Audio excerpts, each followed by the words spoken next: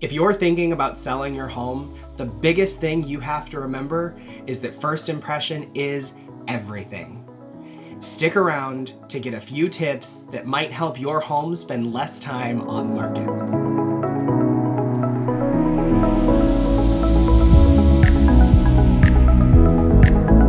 So what better place to start our home staging journey than right in the front yard?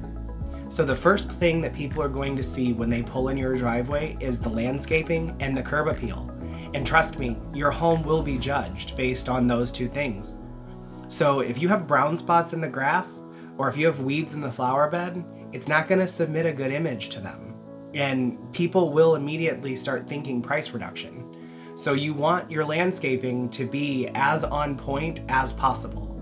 Now, I'm not saying you have to go out and spend a ton of money, but maybe you rip out some of the stuff that you planted 20 years ago that's maybe not doing so well, or if there's a whole bunch of overcrowding, you can thin some stuff out, put down some new mulch, and put a few potted plants in the flower beds. Don't plant anything permanent, let the buyers do that, but at least it'll add some color as people are walking up to your front door. I also recommend if you have any type of furniture on the front porch, or if you have any type of a seating area in your front yard, you want that furniture to also be appealing. So while furniture doesn't go with the home, it still definitely gives your buyer perspective on what you think works well in that space. So make sure the furniture is clean and make sure it's positioned well. You don't want a ton of stuff. And that's actually going to be one of the things that we talk about next. But you definitely want everything to be clean, neat, and tidy. And the second thing is, if you have a fence around your house, make sure that your fence is mended. If there's any holes or any boards that are broken, you want to go through and fix those. And maybe it's time to go through and clean and stain the fence. It's not a huge expense, and it definitely adds to the aesthetic of the entire house, because you can add that pop of color, or you can even make it blend in. The next thing that we're going to talk about in our home staging journey is going to be the paint colors that you use inside your home. Now, everybody's probably told you before, you want to do neutral colors, you want it to be as light as possible, and you don't want many variations in color. And that's absolutely true. Whites, tans, and grays are the best colors for your home. And while I don't recommend painting the entire house one color, it is a good idea to try to stick to the same color tone. So if you do gray, make sure you stick to whites and grays. If you stick to tan, make sure you stick to tan and white. You don't necessarily want to mix those up too much. In my opinion, I don't think they look very good together. And if you're like me, you love a good accent wall, and everybody says that accent walls went out of date years ago, but I personally still really like the way they look. But just for safe measure, go through and paint those accent walls the same color as the rest of the walls in the room. And this is a great time to go through and patch up any holes that might be in the walls in your rooms.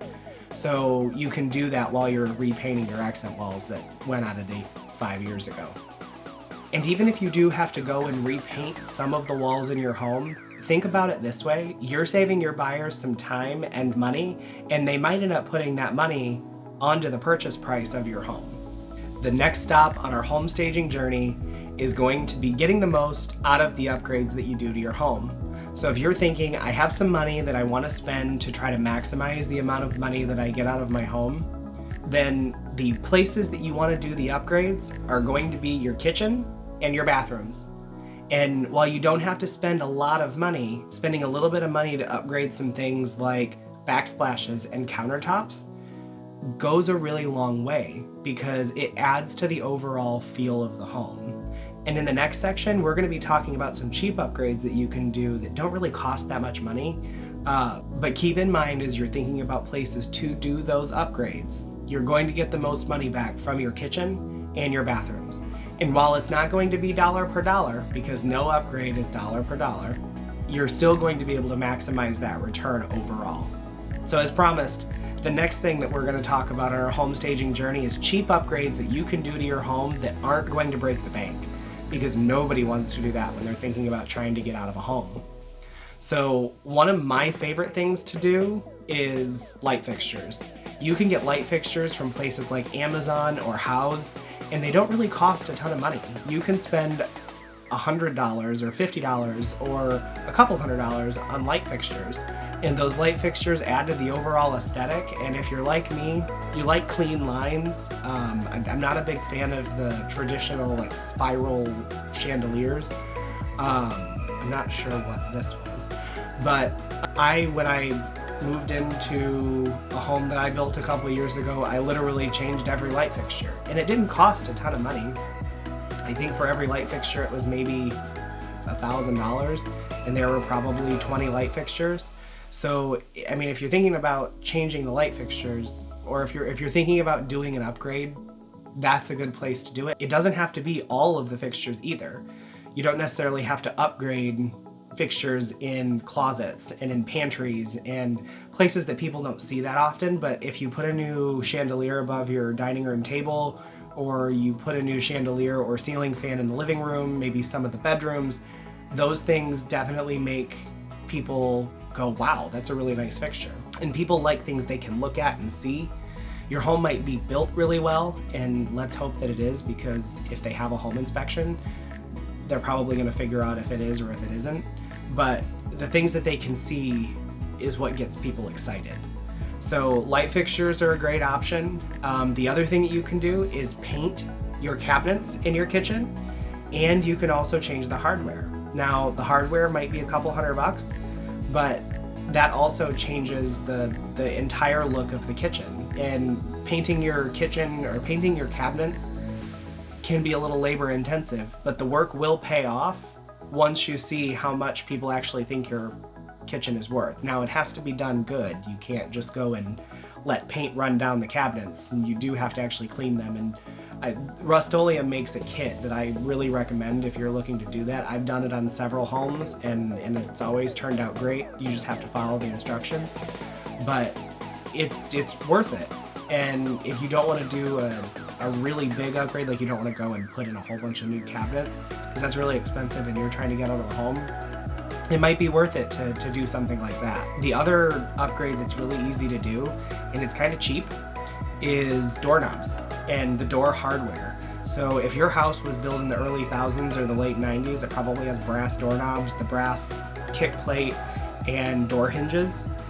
They're really out of date, and everybody that walks in the house says, well, I'm gonna have to change those. So if you do them the service of doing it yourself, match it to the kitchen hardware, match it to the bathroom hardware, pick one color, either the rubbed bronze or the brushed nickel, and both of those, like if you pick one and match it to whichever piece of hardware you decide, and you can mix and match some. I have seen some homes that have done this, and it looks pretty good if you do it the right way. But your buyers will thank you for that, and it looks good. And then the last thing to remember, and this is probably the most important, and I said it in the beginning, is first impression is everything. So you want to pull all of the pictures of your family off the wall. You want to depersonalize your home as much as you can. You want to try to unclutter the rooms. So if you have really big furniture, pull some of that stuff out. Try to space your rooms and try to give your buyers as much room to walk around. You want your house to feel as big as possible for the space that it has. If you can pull some furniture around and rearrange some things to make it feel more roomy, definitely worth it. It will make your buyers feel like the house is maybe bigger than it really is. And it also helps kind of give them an idea of where to put things and how to lay the house out. And the other thing is, remember that staging isn't necessarily all about just where the furniture is placed. It's about the feel of the home. So when someone walks into your bathroom and there's a smell, or there is no smell and it's just kind of plain, that doesn't necessarily submit a good feeling. You definitely want your bathrooms to kind of feel spa-like. So you don't want your scents to be overpowering, but an essential oil diffuser does a really good job at keeping it light while adding just a little bit of clean fragrance to the room. You can do the same thing in your kitchen. Your kitchen should smell fresh and clean.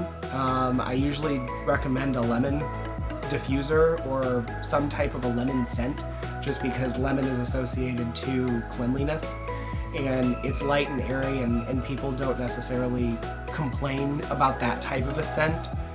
And like I said, you don't want it to be too heavy, because people walk in and if they smell something where it's too powerful, they're going to ask questions, and as far as like, why was there so many candles, or why were there so many plugins, or why was the scent so strong, and they're going to want to know.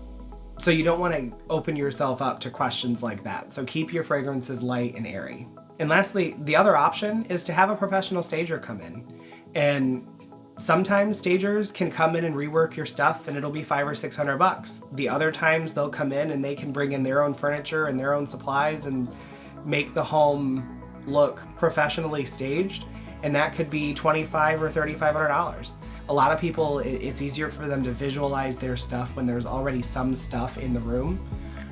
Even if it's not in the places that they would put it in, people immediately go to, oh no, I wouldn't put the couch there, I would put it over here because of whatever reason.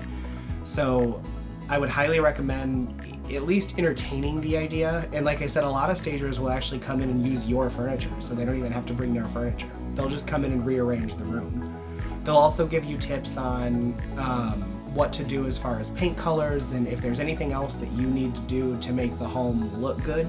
Yeah, and I mean, home stagers, like if you bring in a home stager, it is likely to bring in a higher offer. If you're interested in some tips on how to stage your home yourself, in the description box below, there's going to be a link, and that link will take you to my home staging guide. It's a 13-page document that goes over just exactly how to stage your home yourself, and it gives you some stats on why to stage versus not. And there's also a showing checklist in there for you, so you can prepare for all of your showings. And of course, if you have any questions, I'm here for you. Again, my name is Cody Jones. I'm with eXp Realty here in Lafayette, Louisiana. And if you need anything, reach out to me. My contact information is also in that description box. And I'll see you guys in the next one. Bye, guys.